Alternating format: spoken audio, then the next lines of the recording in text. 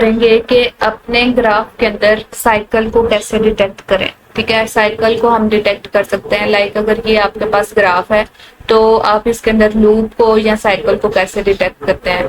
ये देखें, अगर आपके पास ये एक ग्राफ है तो ये देखें आप जहां से स्टार्ट हुए वहां पे वापस आ गए, तो इसका मतलब यहाँ पे आपका एक लूप एग्जिस्ट कर रहा है, यहाँ पे साइकिल है, एक साइकिल है। तो आप इसको डिटेक्ट कैसे करोगे। तो लाइक ये आपके पास ग्राफ है, आप इसको देख के कह सकते हो कि यहाँ पे एक साइकिल एग्जिस्ट करता है।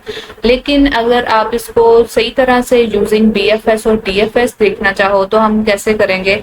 लेट्स सपोज हम यूजिंग बीएफएस कर रहे हैं। ठीक है, बीएफएस की मदद से करेंगे। हम स्टार्टिंग पॉइंट हम ये ले लेते हैं 0।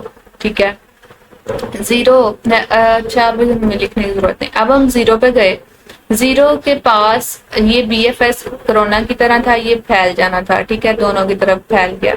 अब ये यहाँ पे गया, अब ये यहाँ से आगे गया। ठीक है, अब ये यहाँ से 1 जो है यहाँ पे गया।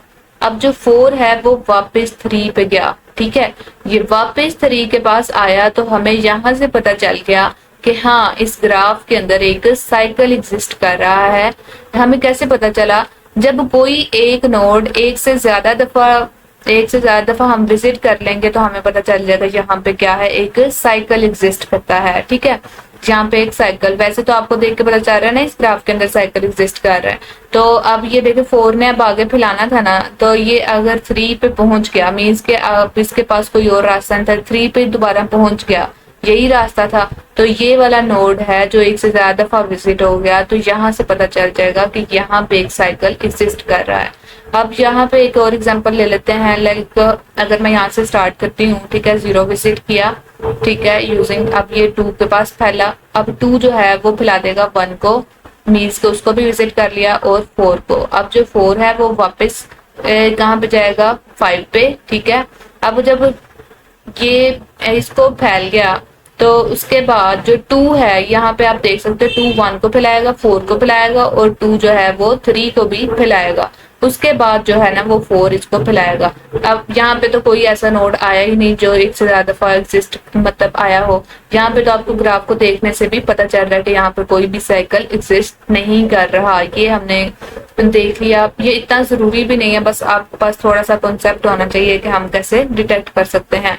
अब मूव कर जाते हैं अपने डीएफएस की तरफ कि हम यूजिंग डीएफएस की मदद से हम कैसे अपने ग्राफ के अंदर साइकिल ढूंढेंगे। ठीक है, सर्च करेंगे।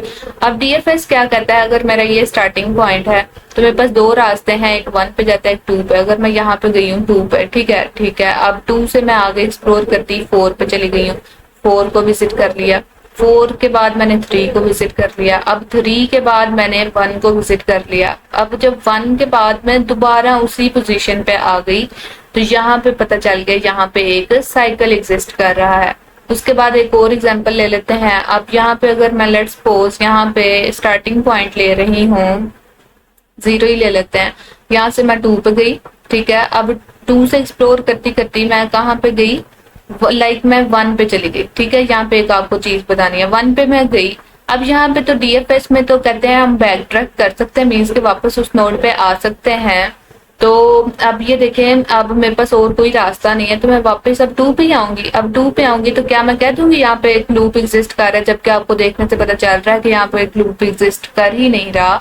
तो यहाँ पे बात एक इम्पोर्टेंट ये है कि जब आप बैक ट्रैकिंग करते हो तो अगर आप उसी नोड पे बैक ट्रैक कर रहे हो, मीन्स के वापस आ रहे जो आपका पेरेंट था, ठीक है, जो आपका प्रीवियस था, तो आप डिक्लेयर नहीं करोगे कि यहाँ पे एक साइकिल एग्जिस्ट कर रहा है। ठीक है, समझ आ रही है ना बात। अब ये देखो 1 पे मैं अगर मैंने 1 का रास्ता चूज किया तो 1 से तो अब आगे मैं जाहिर है कहीं जा नहीं सकती, लेकिन अब मैं वापस तो आ सकती हूँ। 2 पे वापस आई, लेकिन मैं यहाँ पे नहीं कह सकती कि यहाँ पे लूप एग्जिस्ट कर रहा है, क्योंकि मेरा प्रीवियस नोड, मेरा पेरेंट नोड यही था। ठीक है, जब कोई और नोड एक से ज्यादा दफा विजिट होगा तब हम कहेंगे यहाँ पे साइकिल एग्जिस्ट कर रहा है। अब 2 से मैं 4 पे गई, 4 को विजिट कर लिया, 5 को विजिट कर लिया, 5 से आगे नहीं जा सकती, बैक ट्रैक गई 4।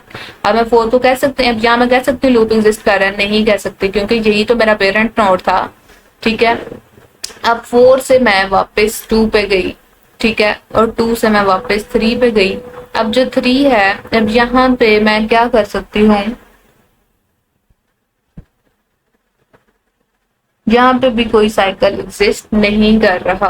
ये हमने किया है यूजिंग DFS। ये इतना इम्पोर्टेंट नहीं था, बस आपने इसको बस इसका अगर कोड करते तो वो अलग बात थी, वैसे बस मैंने आपको इसका कॉन्सेप्ट बताया है। ठीक है।